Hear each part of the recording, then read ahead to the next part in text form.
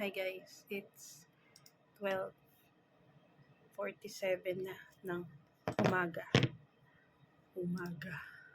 Naglagay ako ng medyas. Titignan natin kung kukulot siya tomorrow.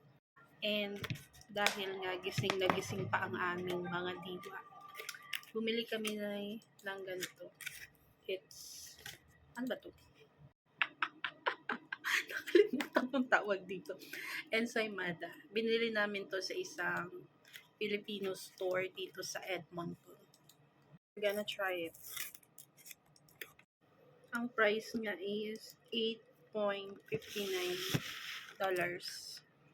Okay, we're gonna try it. Ano siya? Di kita? Ganyan siya. First bite. Sarap.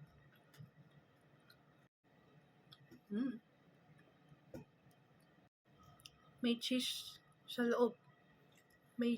loob. Sarap itong ibabaw eh.